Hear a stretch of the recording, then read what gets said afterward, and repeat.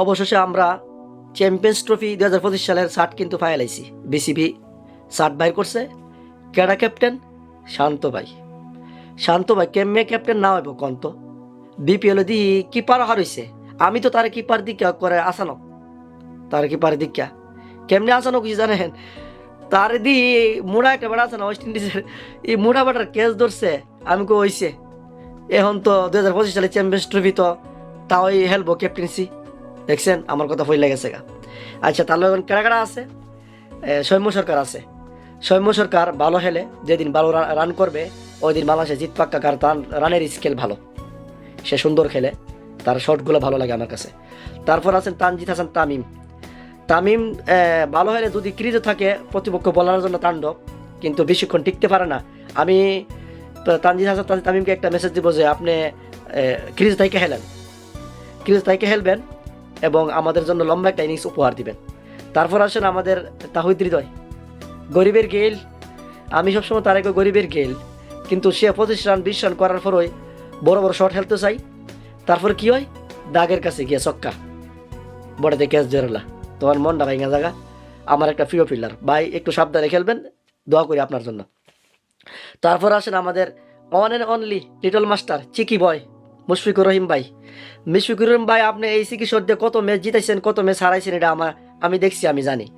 কিন্তু এই চিকি শটটা সাবধানে খেলবেন। আমি চাই 2025 সালে পাকিস্তানে আপনার চ্যাম্পিয়ন্স ট্রফি যে ম্যাচগুলো, এটা আপনার সর্বকালের সেরা ম্যাচ হবে, আর আপনাকে আমরা সুন্দরভাবে বিদায় দিব ইনশাআল্লাহ। এখন আসেন আমাদের ওয়ান অ্যান্ড অনলি সিনিয়র বয় মাহমুদুল্লাহ ভাই। দেখছেন তো ওয়ানডে বিশ্বকাপে কত দারুণ খেলছে। তারপর বিপিএলে দ্রুততম 50 তার এখনও এই বয়সে। দোয়া করি আমার এই ভাইও চ্যাম্পিয়ন্স ট্রফিতে আমাদেরকে ভালো একটা উপহার দিবে এবং তার হাত ধরে বাংলাদেশ কিছু একটু পাইবে, আর তারা আমরা সুন্দরভাবে ফুলের মালা দিয়ে বিদায় জানাবো ইনশাল্লাহ। এখন আসেন জাকির আলী অনিক। এই যে জাকির আলী অনিককে আমি বলবো ওয়েস্ট ইন্ডিজে যাইছে টেস্টে, টি-20তে, ওয়ানডেতে যেভাবে খেলছে এই ধারাবাহিকতা ধরে রাখার জন্য, কিন্তু তার একটা দুর্বল জায়গা কি? তার লেগ সাইডে খেলে। কিন্তু লেগ সাইডে খেললো সে ভালো খেলে, লেগ সাইড দিয়ে ভালো খেলে, যত অফে বলতে টান্দা নেগা। কিন্তু চেষ্টা করবেন একটু দেখা খেলার জন্য ভাই, কারণ সব বল লেগে টান্দা নিলে কিন্তু ক্যাচ ওঠার সম্ভাবনা আছে। আপনার জন্য দোয়া রইল, প্রত্যাশা ভালো। আর এখন আসেন যার কথা না বলে নাই, আমাদের আমাদের মেহেদী হাসান মিরাজ ভাই। মেহেদী হাসান মিরাজ ভাই, আপনি আর যাই করুন, ইয়রে আছে না, ওই আমাদের শান্ত ভাইরা কিন্তু কনফিউজ করেন না। হ্যাঁ, শান্ত ভাইরা কনফিউজ করবেন, হ্যাঁ ভাই আমি দেখছি আপনি আউট লন, রিবু লন, এটা আউট হইব। পরে কত রিবু যে হারাইছি ভাই তোমার লেগে।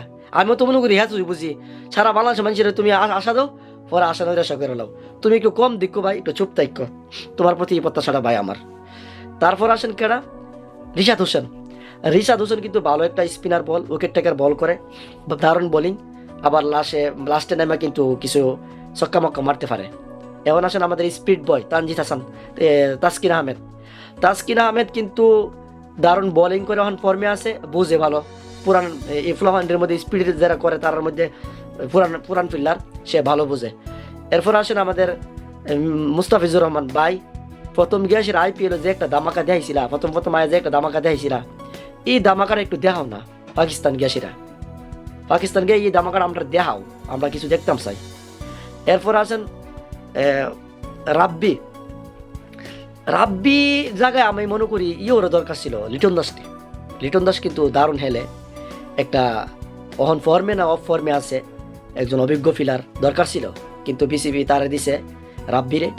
রাব্বির জন্য দোয়া রইল, সেও কিছু ভালো করুক। আপনাদের মতামত জানেন লিটন দাস কেমন হেললো। তারপর আছে নাসুম আহমেদ। নাসুম আহমেদ ভালো স্পিন করে, আবার লাস্টে গিয়ে কটা রানও করতে পারে, দারুণ দেখছি। ব্যাটিংয়ের সাথে নিজে ব্যাটিংয়ের সাথে ব্যাটিংয়ে সাপোর্ট করে। তারপর আসেন আমরা তানজিদ হাসান সাকিব। বাহ, যদি বাংলা টাইগার কই তারে কই দিব, কেমনে শখ রাইকা বোলিং করুন লাগে, কেমনে ডর দেয় উঠলে লোন লাগে, জানটা দেলা ফুলাটা জানটা দেলা, দারুণ। তোমার জন্য প্রত্যাশা, দারুণ কিছু করবা তুমি, তোমার জন্য দোয়া রইল। তারপর আছে নাহিদ রানা, স্পিড বয়। সোয়েব আক্তারের দেশে গেলবা নাহিদ রানা, তুমি তোমার এভারেজ 145 চাই, 150 আমার ধরার নাই মধ্যে, কিন্তু এভারেজ 145 মারবা, স্টাম্প বাইং গেলাইবা, স্টাম্প আমরা তুমি সারা বাংলাদেশের মানছে। কিছু একটা করো, আমরা কিন্তু বেস্ট টিম দিছি এইবার, ইনশাল্লাহ কিছু একটা করবা ভাই তোমরা, তোমাদের জন্য ভালো প্রত্যাশা এবং দোয়া রইল। আল্লাহ হাফেজ, ভালো থাকবে তোমরা। বাংলাদেশের ভালো কামনা করি, ইনশাল্লাহ কিছু একটা হইবে এবার।